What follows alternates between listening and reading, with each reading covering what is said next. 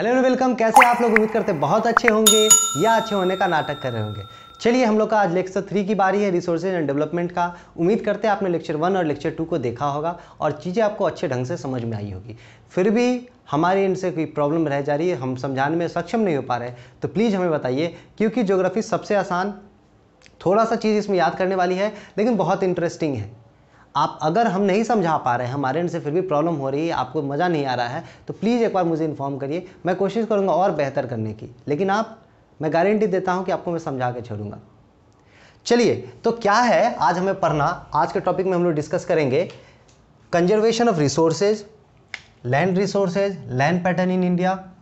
पहला तो land resources आपको लैंड का क्या क्या, रिसोर्सेज मतलब क्या कि उसका यूज क्या है, तभी वो आपके लिए रिसोर्सेज। मैंने पहले क्लास में बताया था, जिसका आपके लिए जीवन में कोई यूज नहीं तो वो आपके लिए रिसोर्सेज नहीं। तो लैंड का क्या यूज करते हैं, लैंड पैटर्न इंडिया में कैसा है, हमारे यहाँ लैंड का पैटर्न कैसा है, फिर जो लैंड डिग्रेड हो रहा है उसको कैसे कंजर्व किया जाए, कैसे सुरक्षित किया जाए, इसके बारे में हम लोग पढ़ेंगे। बहुत आसान टॉपिक है, इस पर कुछ ही दिमाग नहीं लगाना, केवल कहानी है, गीता रामायण की तरह आप पढ़िए और चीज़ों को मेमोराइज करिए और चीज़ें लिख दीजिए, ठीक है ना। टू द पॉइंट आंसर लिखिएगा, बहुत ज़्यादा लिखने की ज़रूरत नहीं है। चलिए, तो कंजर्वेशन ऑफ रिसोर्सेज में सबसे पहले आपके पास बुक होगा। कंजर्वेशन ऑफ रिसोर्सेज में क्या है कि रिसोर्सेज किसी भी, मैंने पहले बताया कि रिसोर्सेज किसी भी जगह का जो प्राइम चीज़ है वो क्या है कि डेवलपमेंट में रोल प्ले करता है, ठीक है। लेकिन साथ ही साथ एक जो एक्सेप्शन था, मैंने कल डिस्कस किया था पीछे सेकंड लेक्चर के अंदर, कि आप ऐसे स्टेट का नाम बताइए जहाँ पे रिसोर्सेज रिच है लेकिन वो इकोनॉमिकली बैकवर्ड है, लेकिन कुछ ऐसे स्टेट का नाम बताइए जहाँ पे रिसोर्सेज नहीं है लेकिन इकोनॉमिकली स्ट्रांग है। तो हमने वो चीज़ देखा था। तो लेकिन फिर भी कहा जाता है कि जो सबसे बड़ा जो रीज़न है आपके, अगर आक्रमण होता है, चाहे हमारे यहाँ कॉलोनीज आया था, इंग्लैंड आया था, वो इसलिए आया था कि हम रिसोर्सेज रिच कंट्री थे, है ना। अगर आपके पास कुछ नहीं रहेगा तो आपके यहाँ चोर क्यों आएगा, ठीक है। तो चोर आपके यहाँ तभी आएगा जब आपका संपत्ति कुछ भरा हुआ। तो कंजर्वेशन ऑफ रिसोर्सेज के बारे में हम लोग को पढ़ना है। हमको रिसोर्सेज की बचाने की जरूरत क्यों पड़ी, ड्यू टू ओवर एक्सप्लॉइटेशन। मतलब हम लोग क्या कर रहे थे, बेतहाशा उसको खर्च किए जा रहे थे, बिना कोई ढंग का, सीधे जितना मिल रहा है उसको खर्च किए जा रहे हैं। आप पढ़िएगा तो क्या मिलेगा कि due to irrational consumption and over utilisation of resources may lead to the socio economic environmental problem. बहुत अजीब ढंग से, मतलब अब मान लीजिए एसी लगा रहे हैं, कार यूज़ कर रहे थे, इससे क्या हो रहा है, ग्लोबल वार्मिंग हो रहा है।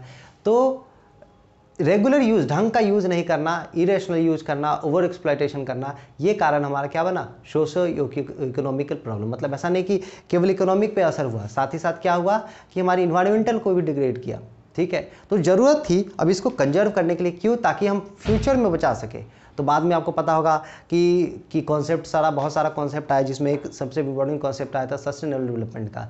मतलब जो हमारे प्रेजेंट नीड को भी पूरा करे और हमारे फ्यूचर नीड को भी पूरा करे। सस्टेन मतलब कुछ दिन तक चलते रहना। तो overcome the problem, resources conservation at the various level is important. तो इस सिचुएशन से हमें बचने के लिए, किस सिचुएशन से, कि हमारा जो रिसोर्सेज है जो डिप्लेट हो रहा है, जो ख़त्म हो रहा है, उसको बचाने के लिए हम क्या करें, रिसोर्सेज को यूज़ करना छोड़ देंगे क्या? नहीं, कभी नहीं छोड़ सकते हैं।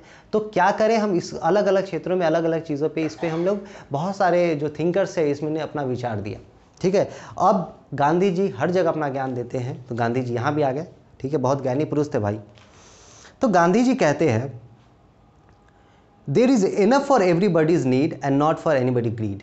मतलब हमारे पास इतना है, हमारे नेचर के पास इतना है कि किसी भी ज़रूरत को आराम से पूरा कर देगा, लेकिन किसी की लालच को कभी नहीं पूरा कर सकता है, ठीक है। गांधी जी का स्टेटमेंट था, there is enough for everyone needs but not for their grids.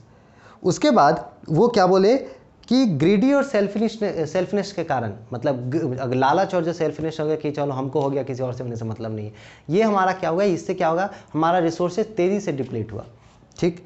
तो इसको ओवरकम करने के लिए, ये वो मतलब इसको एक कारण बताइए, सबसे बड़ा कारण बताइए इसको, ठीक है। इसको ओवरकम करने के लिए वो क्या बोले, ही वाज, और ये जो सबसे इंपॉर्टेंट एक लाइन है, आप लाइन उसको अंडरलाइन करिएगा, कंजर्वेशन ऑफ पेज नंबर 4 का नीचे से तीसरा line, he was against the mass production, he was against the mass production and wanted to replace it with the production by the masses। मतलब बहुत बड़ी बात कह दी, मतलब मास प्रोडक्शन नहीं हो, मास प्रोडक्शन नहीं हो, बट प्रोडक्शन बाय मासेज। समझ में आ रहा है, मतलब बहुत ज्यादा हम प्रोड्यूस नहीं करें, हम इस चक्कर में नहीं रहे, लेकिन जो हमारे यहाँ बहुत लोग हैं वो प्रोड्यूस करें तो ऑटोमेटिक बहुत ज़्यादा प्रोड्यूस हो जाएगा। समझ में आया? लेकिन हमारी सरकार का क्या टारगेट है कि ज़्यादा से ज़्यादा प्रोड्यूस करने का काम करें। तो ज़्यादा से ज़्यादा प्रोड्यूस करें तो सबसे पहले हमारा टारगेट होना चाहिए सबको हम रोजगार दें, तो अपने आप चीज़ें हमारे यहाँ बेहतर ढंग की हो जाएगी। ठीक है, तो मास प्रोडक्शन पे नहीं उनका ध्यान था गांधी जी का। वो क्या था उनका philosophy? Production by the masses, ज़्यादा लोगों से प्रोडक्शन करा, ना कि मैक्सिमम प्रोडक्शन करा। ठीक है, अपने लोग सब मिल के काम करेगा। मान लीजिए आपके पापा ही अभी कमा रहे हैं आपके घर में, तो हो गया उनका मान लीजिए 1 लाख रुपया सैलरी है। ठीक है, 1 लाख रुपया सैलरी है। अगर अभी 6 लोग हैं परिवार में, ठीक है, अब सब 30,000 पे जॉब पकड़ा एवरेज, ठीक, तो 30 × 6 क्या हो जाएगा? 1,80,000। देखिए कहाँ 1 लाख, कहाँ 30,000, 70,000 का अंतर है, फिर भी क्या हो गया? सैलरी आपका 1 लाख से ज़्यादा हो गया। तो क्या है? मास प्रोडक्शन हो गया, सब मिलकर काम किया, सब मिलकर काम करेगा तो फिर दुनिया का कोई ऐसा चीज़ नहीं जो हरा सकते हैं। ठीक है ना? तो आपसी समझ और आपसी रिलेशन बहुत अच्छा रहना चाहिए अगर आपको आगे जीवन में बहुत अच्छा करना है तो। चलिए, ये तो था ये मास प्रोडक्शन और प्रोडक्शन बाय द मासेस के बारे में। अब हम लोग देखते हैं कंजर्वेशन ऑफ रिसोर्सेज में क्या क्या चेंजेस आया, कैसे क्या शुरू हुआ, कब हमारा ये कॉन्सेप्ट आया कि हमें रिसोर्सेज को बचाने की ज़रूरत है। जब ये एहसास हुआ होगा कि अरे ये तो ख़त्म हो रहा है, ये तो कंप्लीट, पहले तो लोगों को लगता था फ्री गिफ्ट ऑफ नेचर है, मतलब ये बहुत अबंडेंट मात्रा में, ये कभी ख़त्म नहीं हो सकता, लेकिन बाद में एहसास हुआ तो ख़त्म हो रहा है, फिर उसको बचाने की नौबत आएगी।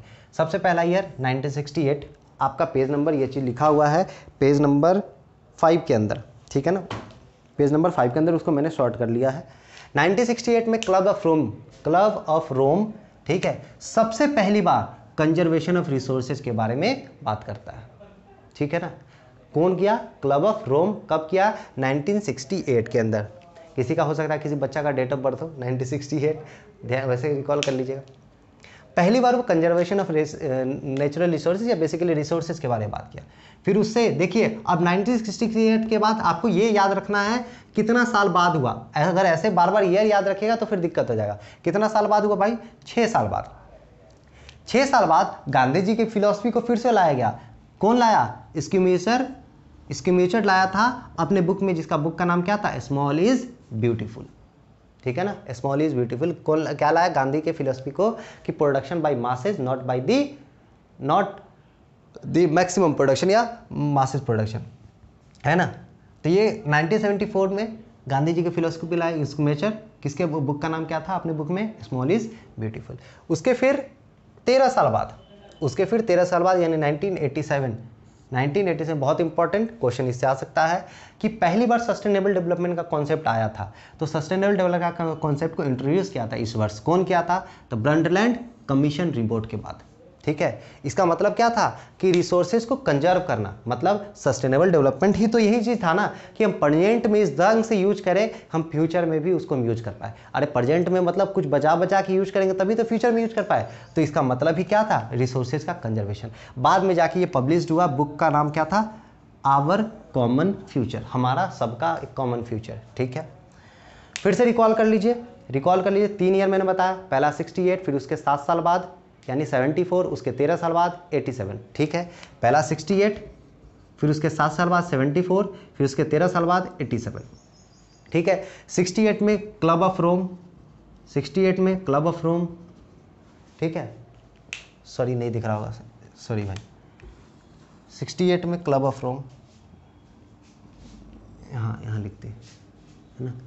68, फिर 7 साल बाद 74, फिर 13 साल बाद 87। 68 में क्लब ऑफ रोम क्या इंट्रोड्यूस किया?